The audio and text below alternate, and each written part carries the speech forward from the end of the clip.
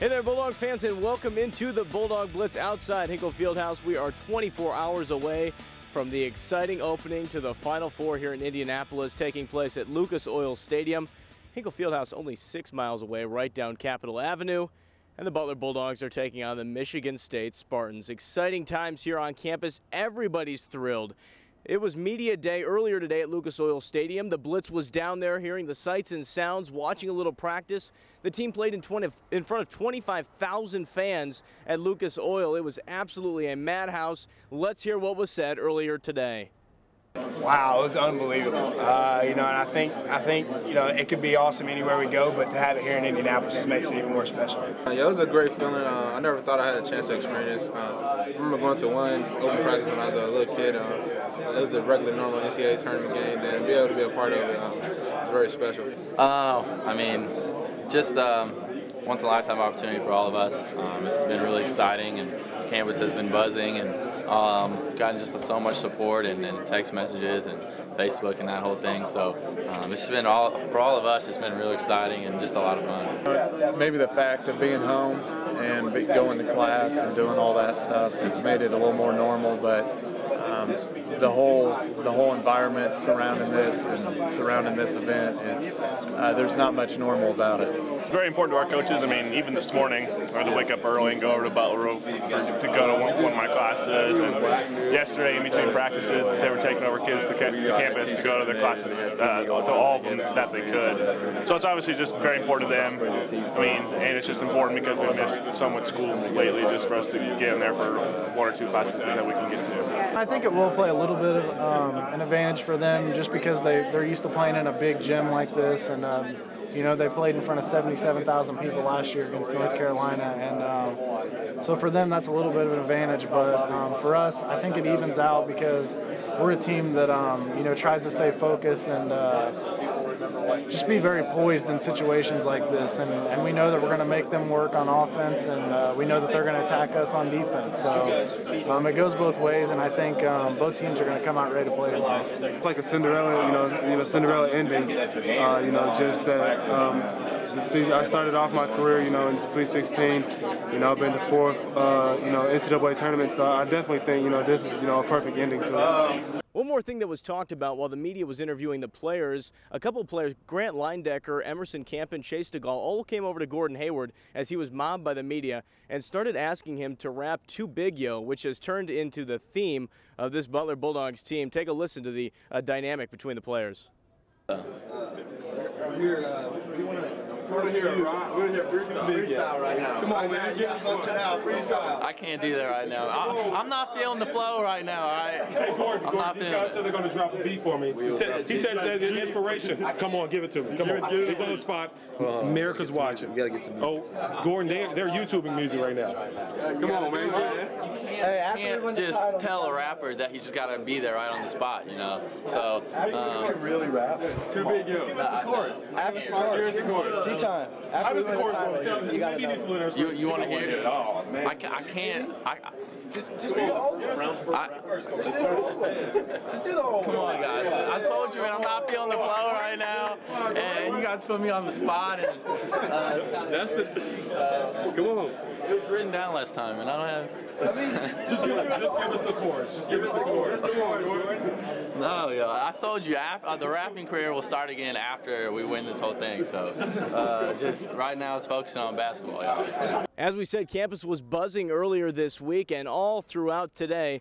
And on Wednesday, downtown, Mayor Greg Ballard held a pep rally for the Butler Bulldogs. Tons of fans, students, and all the people from Indianapolis present to witness a couple of great speeches, including one from Bobby Plump, who hit that famous shot at Hinkle Fieldhouse. I've been asked many times about the possibility of Butler winning, and how about this underdog, and how about this, and how about that. I want to tell you all something. Here's my reply when they say underdogs. I said, to my knowledge, and Bobby Fong hasn't told me yet, but I don't think we changed our mascot to Butler Underdogs. I think we're still Butler Bulldogs, and we can fight.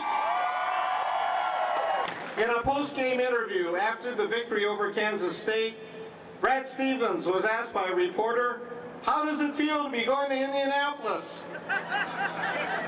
Coach Stevens replied, we're going home.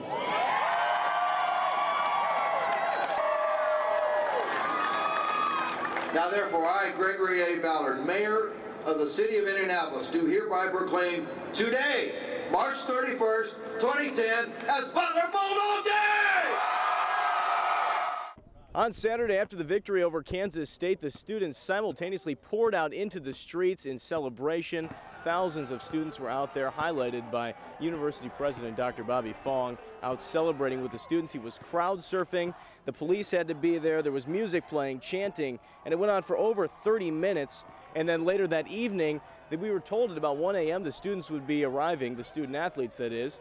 And what do you know, 2 a.m., 2,000 students were outside Hinkle Fieldhouse, fans, members of the community ready to welcome home the Bulldogs. You're looking at the video right now, a mob scene as the Bulldog players were walking through the line. After it was all settled a little bit, Coach Stevens had some words of wisdom. Unreal. I mean, my 4-year-old was asleep in my arms. He woke up and he was looking at everybody like, holy smokes, where am I? But it's awesome. These people have always been great to us, and we have unbelievable support. And, you know, hopefully we'll continue to get that next weekend. Coming up after the break here on the Bulldog Blitz, we'll talk to Director of Membership for the Dog Pound, Matt Werner. Stay with us right here on the Blitz.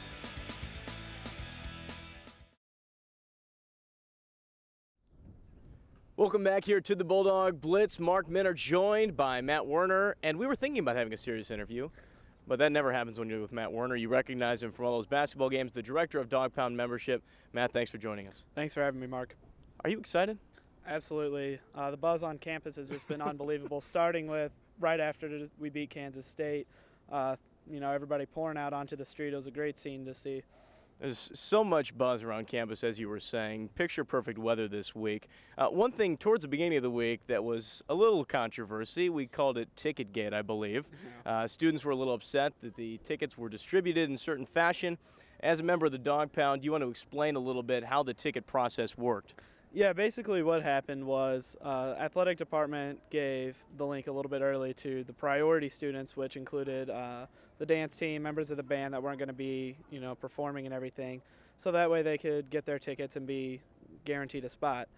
What had happened is they got that link around 12 noon, and the rest of campus was supposed to get it around 12:30. What happened was some members of that group forwarded the link to all their friends, and basically we were sold out of tickets by about 12:35. A lot of people didn't even get the link because of they sent it out over the Butler server, which simultaneously trying to email 4,000 students isn't going to happen at once. So, well, and it comes with the territory, though. They make it to the Final Four. Every student's going to want a piece. Yeah, you know, a lot of things that students forgot. There's only 660 tickets, and there's over 4,000 students here. You know, Michigan State sold their tickets out in like 30 seconds. So the fact that we lasted that long, I mean, it's pretty good. But, you know, students got to remember that not everybody was going to get a ticket. Well, and it's big news. It was on SportsCenter. It's pretty funny how the media has descended upon this small campus. You talked a little bit about the campus vibe. Tell me a little bit more. How are the players being treated and that sort of stuff? I think, you know, the players still have to go to class and everything, but they're definitely being a lot more recognized on campus now as if they already weren't. But, you know, every time they see them, you know, they say, hey, you know, good luck on the game Saturday. I've seen Willie Beasley a couple times, told him good luck, you know, play hard and stuff like that. Okay, so now we take on Michigan State. As a fan, I know you'll be there bright and early tomorrow camping out, but what do you expect against a tough team? Well, you know, playing Michigan State in March is always tough. Tom Izzo has taken that team deep into the postseason every year. You know, they got tremendous athletes on that team. It's going to be a tough game. I think the Bulldogs are going to pull it out, I feel, but you know, people got to remember this is a Big Ten team that is playing at an elite level right now. And for those out there, what time, I believe the game's after 6, but what time do you plan on being there? I'd rather not say. Are we talking 12 hours in advance? Probably around that time. Okay, thank you, Matt, for joining us. Make sure to get a good shower or something. You'll be out there for a long time in the heat. I'll try. That's Matt Werner with the Dog Pound. We'll be back with more of the Bulldog Blitz after the break. Stay with us.